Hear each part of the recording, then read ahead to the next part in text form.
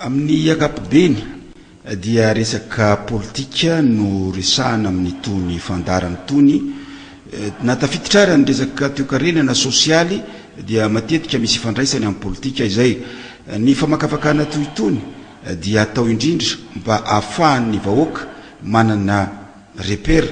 miatrika n'ilay raharam-pirenena satria namana piraolidera ny tena manahirana ny vahoaka dia ny fieritreretana ny amin'ny hoe aiza ho aiza misy azy amin'izao fotoana zao aiza ho aiza ny misy azy raha oharina amin'izay fampanantenana natao tany aloha tany aiza ho aiza ny misy azy raha oharina amin'ny zava-misy na azahoana tombony ve ny fifidianana natao na azahoana iza nahazo tompontsoa tamin'ny fifidianana natao zany rehetra zany namana piraolidera no everitsika fa ovahana ho resahana ampiaino ary ho resahana ampitondra ho resahana ampanao politika fa indrindrindrindra iresahantsika ho an'ny mpiaino mikasika an'izay totsika hoe repera aiza ho aiza ny misy azy amin'izao fotoana zao zay eo amin'izay resaka hoe repera na fijerena hoe aiza ho aiza ny misy atsika vahoaka malagasy le firenena malagasy amin'izao fotoana izao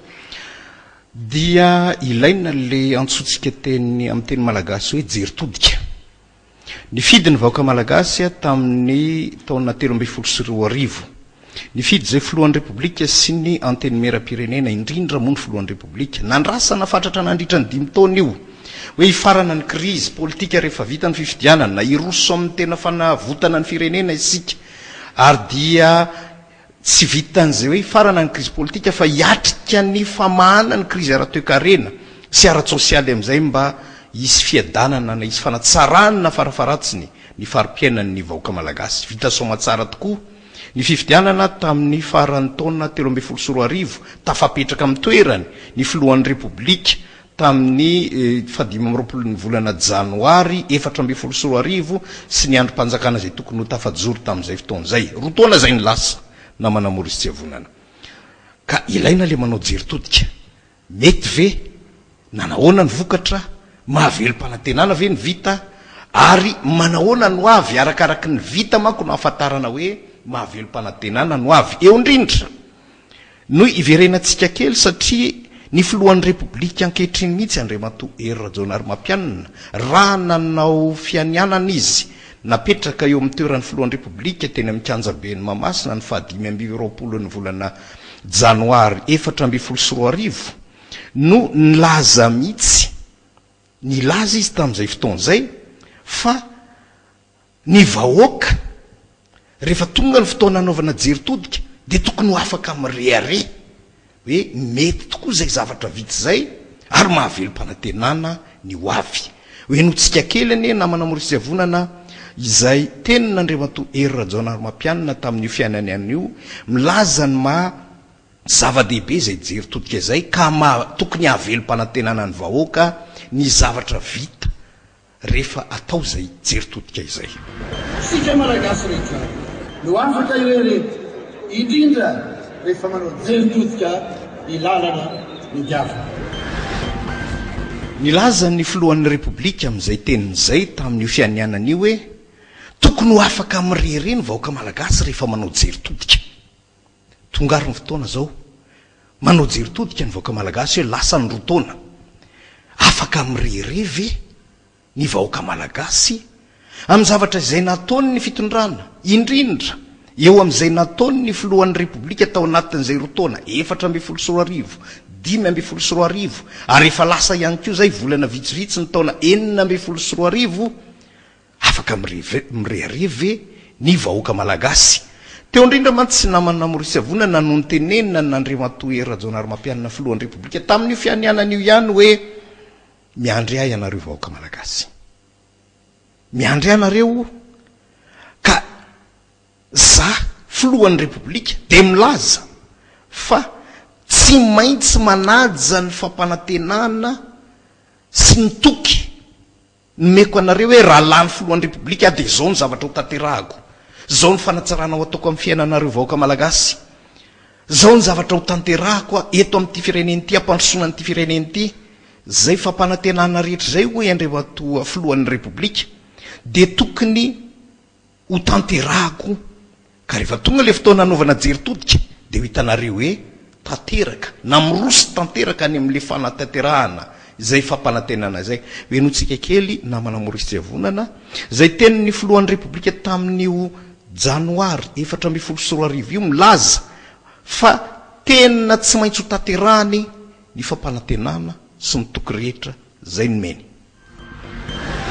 dia ho alavirana iatrehany fiatsarambelatsiny na ny fiamorana amin'izay tokony atao na ny katsikajy amin'ny fitondram-pahefana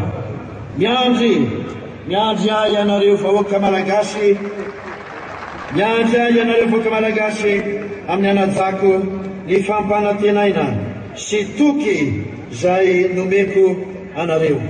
fantatro loatra ny avesatry ny teny filoham-pirenena satria izy no taratry ny firaisam-pirenena filohan'ny vahoaka malagasy takanavaka ary tokony tsy ho voageja na hevitra na inona na fotom-pisainana na inona ka hitsinjotra ny tombotsoan'ny daholobe zany no fenitra hijoko enitsika namana Maurice Javonana hoe ny tenin'ny filohan'ny repoblika tamin'izay fotoan'izay ny laza fa za filohan'ny repoblika dia tsy maintsy manaja ny fampanantenana sy ny tokony meko anareo vahoaka malagasy ary fantatro fa mavesatra zany tenin'ny filohan'ny repoblika zany hoe tsy azo anaovana vinany tsy azo anaovana kitoto izy tenany nefa nilaza fa tsy mahazo manao kitoto amin'ny zavatra zay teneniny fa mavesatra zany tenin'ny filohan'ny repoblika zany ka raha mampanantena aho izy fa ho tanterahako ny fampanantenana zay nataoko sy ny toky zay omeko tsy azoko anaovana kitoto ary mbola napiny aza hoenotsika kely namana Maurice Javonana mbola napiny hoe mila fitandremana mihitsy ho asana sy andraikitra filoham-pirenena io tsy azo anaovana kitoto io tsy kilalao io tsy azo anaovana fampanantenana pokaty fa mila fitandremana hoenotsika kely indray namana Maurice Javonana ny tenin'ny filohan'ny repoblika tamin'izay fotoan'izay milaza fa zavatra lehibe tsy azo anaovana kitoto fa mavesatra zany mila fitandremana izany andraikitry ny filoham-pirenena izany vahoaka ao aminy ny andraikitry ny filoham-pirenena dia andraikitra tsy mitovy amin'ny andraikitra hafa fa ilam-pitandremana toy ny anak'Andriamaso fa sady masina no saripady ilana fitandremana tahaka ny anak'Andriamaso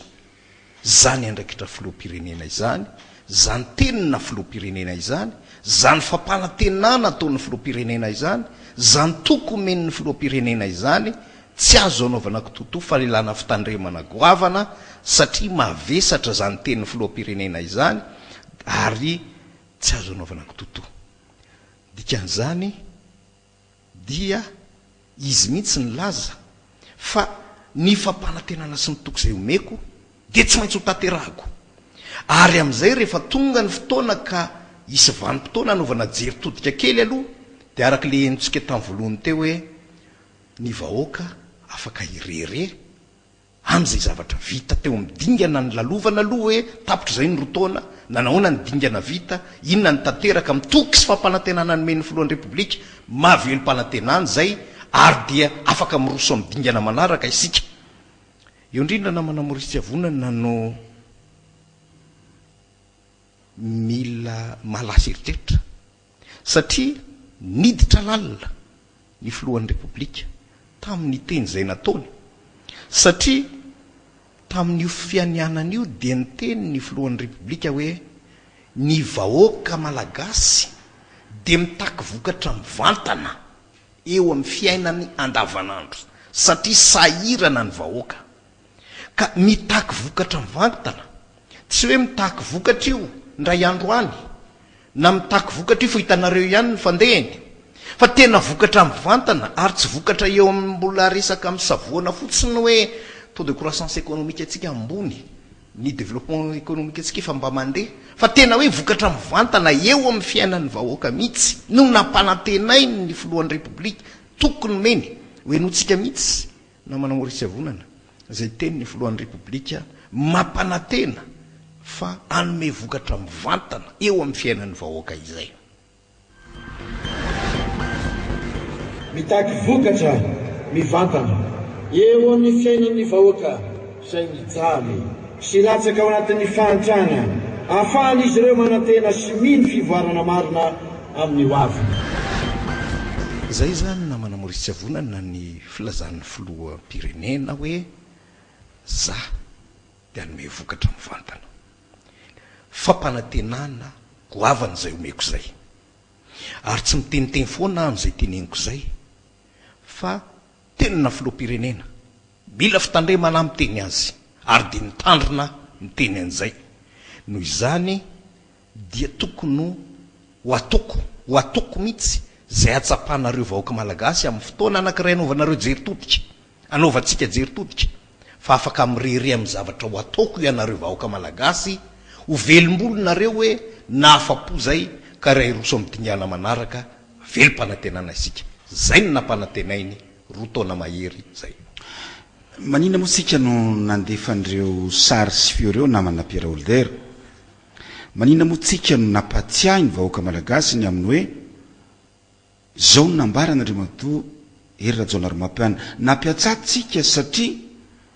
am'izao tsika miteny zao vanim-potoana iainantsika zao am'izao 20 Martsa taona 2024 zao dia ataotsika hoe maizina ny lanitra ny vahoaka malagasy, maizina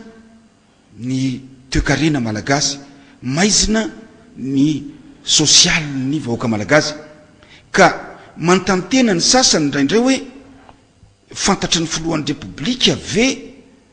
ny fiainana mahazo ny malagasy, tadidin'ny filohan'ny repoblika ve ny fampanantenana nataony, tsapan'ny filohan'ny repoblika ve ny avesatra zany hoe tenin'ny filoham-pirenena zany, tenin'ny filohan'ny repoblika zany, tsapan'ny filohan'ny repoblika ve zany hoe teny nomena zany, ary fantatry ny filohan'ny repoblika ve fa amin'ny vanim-potoana rehetra dia azo atao ny manao jeritodika. Nalefatsika zay rehetrarehetra zay namana Pierre Holder, ny antony dia satria raha le feo rehetra nalefatsika teo tokoa tamboalohany tany amin'ny fianianany, tany amin'ny vanim-potoana nanaovany kabary, tany amin'ny vanim-potoana nanomezana azy ny voninahitry ny mahafilohan'ny repoblika, nanomezana azy ny lakileny ny pouvoir, lakileny fahefana, nanomezany vahoaka malagasy azy ny fahafahana manendry ny tompona andraikitra rehetra anao zay atanteraka ny zavatra nambarana. Dia araky ny henontsika teo namana Pierre Holder fa fantatry ny filohan'ny repoblika tena ny nanambara tamin'izay nainotsika azy teo fa zava-dehibe ny tenin'ny filoham-pirenena, zava-dehibe ny fampanantenana natao, mila fitandremana ny asan'ny filohan'ny repoblika, tsy azo atao ny manao tsinotsinona ny vahoaka, ny tombontsoam-bahoaka ihany no tsy maintsy jerena ao anatin'izay rehetra zay. Zany hoe amin'ny ankapobeny zany dia tehitenitsika fa fantatry ny filohan'ny repoblika araky ny kabary rehetra teo ny zavatra ataony, ny zavatra ny anianany, ny zavatra fampanantenana nomeny ny vahoaka malagasy. Fantany zany andraikitry ny filohan'ny repoblika zany, fantany zany andraikitry ny tenin'ny filohan'ny repoblika zany. Saingy zao namana Pierre Holder, ary izay no resahantsika amin'ity alahady hariva ity, izay no tiatsika ho resahana amin'ny vahoaka malagasy.